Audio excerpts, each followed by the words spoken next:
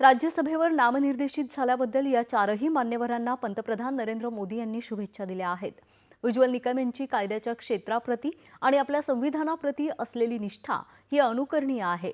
ते केवळ एक यशस्वी वकीलच राहिलेले नाहीत, तर महत्त्वाच्या प्रकरणांमध्ये न्याय मिळवण्यातही त्या आघाडीवर राहिल्या आहेत, असं पंतप्रधानांनी म्हटलं आहे.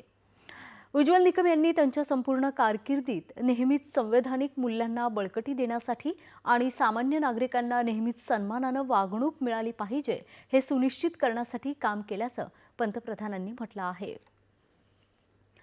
सी सदानंदन मास्टर यांचं जीवन अत्यंत धाडसी असून अन्यायासमोर झुकण्यास नकार देण्याचं प्रतीक आहे, अशा शब्दात पंतप्रधानांनी त्यांना शुभेच्छा दिल्या आहेत.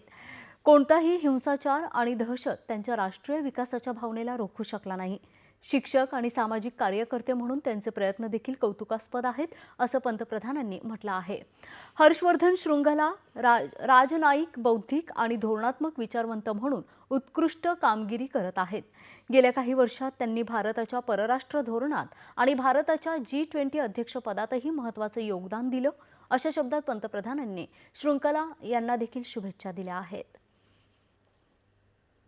डॉक्टर मीनाक्षी जैन यांनी एक विद्वान, संशोधक आणि इतिहासकार म्हणून स्वतःची ओळख निर्माण केली आहे. शिक्षण, साहित्य, इतिहास आणि राजकीय शास्त्र या क्षेत्रातील त्यांच्या कार्यामुळे शैक्षणिक क्षेत्र लक्षणीयरित्या समृद्ध झालं आहे, असं पंतप्रधानांनी त्यांना शुभेच्छा देताना म्हटलं आहे. परराष्ट्र मंत्री डॉक्टर एस जयशंकर